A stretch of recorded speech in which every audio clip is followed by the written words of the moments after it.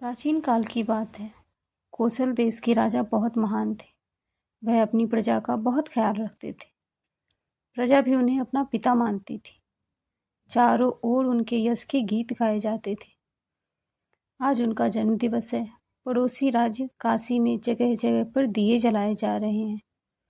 मंदिरों में घंटे बज रहे हैं, लोग भजन गा रहे हैं तथा कोसल राज की जय के नारे लगा रहे हैं।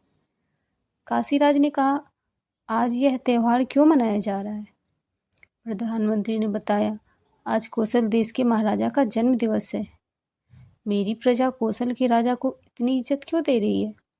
प्रधानमंत्री ने विनम्रता से कहा, राजन, प्रजा के हितैषी तथा दयालु राजा का राज सिर्फ अपने देश तक ही सीमित नहीं रहता, तो दूसरे राज्यों की प्रजा के मनों में भी राज करता है। उसके राज की सीमाएं तो लोगों के हृदय को छूती हैं। ईर्ष्या से काशीराज का मन जल उठा। दांत पीसते हुए उन्होंने कहा, अच्छा तो यह बात है। अचानक ही कोसल देश पर काशी की सेना ने हमला बोल दिया। सेना के आगे आगे स्वयं काशीराज चल रहे थे। कोसल राज की सेना काफी छोटी थी। वह क्या कर सकते थे? तलवार हाथ में ले स्वयं जंग में कूद पड़े। युद्ध हार गए तथा शर्म के मारे जंगल में चले गए। उधर काशीराज अपनी विजय की खुशी से फूले नहीं समा रहे थे। कोसल नरेश की हार से काशी की प्रजा निराश हो उठी। प्रत्येक घर में अंधेरा छा गया था।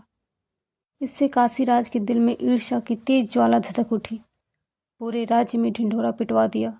जो भी कोसल राज का सिर काट कर लाएगा उसे 1.25 मन सोना दिया जाएगा। वन में एक आदमी भटक रहा था। उसके निकट आकर एक यात्री ने पूछा, हे वनवासी, कोसल देश के कौन सा मार्ग जाता है कोसल देश को?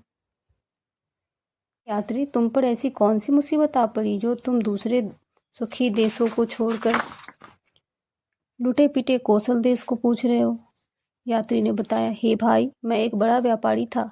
मेरे सभी जहाज तूफान में फंसकर सागर में डूब गए। मुझ पर कर्ज बाकी है। पीड़ित होकर मैंने मर जाना चाहा, मगर कर्ज चुकाए बगैर मरना तो भी ठीक नहीं है ना। इसलिए मैं कोसल देश का मार्ग पूछ रहा था। मैं वहां जाकर कोसल राज के सामने अपनी आप बीती कहूँगा। वह इतने रहमदिल है कि मेरी मदद जरूर करेंगे। से मैं अपनी चौपट धंधे को फिर जमाऊंगा तथा सिर से कर्जा का बोझ उतारूंगा। यह सुनकर वनवासी के मुख पर चमक आ गई। उसकी आंखें गीली हो उठी। उसने बताया, आओ दोस्त, मेरे साथ चलो, मेरे दुख दूर होंगे। दोनों काशी नगरी में जाकर राज दरबार में पहुंचे। उस जटाधारी वनवासी का माथा तेज से चमक रहा था। काशीराज की दृष्टि उस पर टिक गई। पूछा, कौन हो तुम? क्यों आए हो? वनवासी, महाराज, आपके लिए खुशखबरी लाया हूँ। क्या? कौशल राज का शीश लाने वाले को आप क्या देंगे? कहाँ है? किधर है? जल्दी ला। 1.25 मन नहीं, 2.5 मन सोना दूंगा। कहाँ है वह शीश? महाराज, 2.5 मन सोना तुलवाकर इस व्यापारी को सौंप दीजिए और यह सिर प्रसन्नता से कटवा दीजिए। काशीराज की दृष्टि हैरत से फट गई। वह पत्थर की मूर्ति बने देखते रह गए।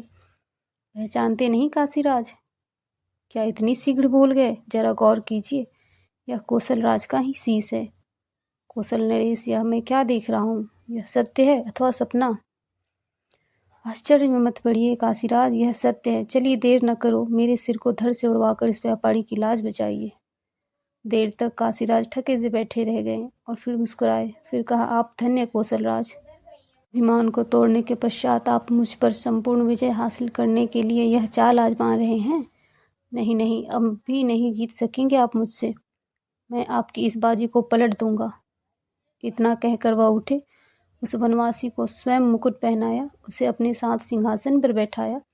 फिर खड़े होकर हाथ जोड़कर कहा, हे कौशल नरेश, मैं आपको आपका राज्य तो लौटाता ही हूँ, लेकिन उसके साथ अपना दिल भी आपको भेंट करता हूँ। तलवार की धार पर नहीं, अपने दिल की धार पर। प्राचीन काल की बात है। कोसल देश के राजा बहुत महान थे। वह अपनी प्रजा का बहुत ख्याल रखते थे। प्रजा भी उन्हें अपना पिता मानती थी। चारों ओर उनके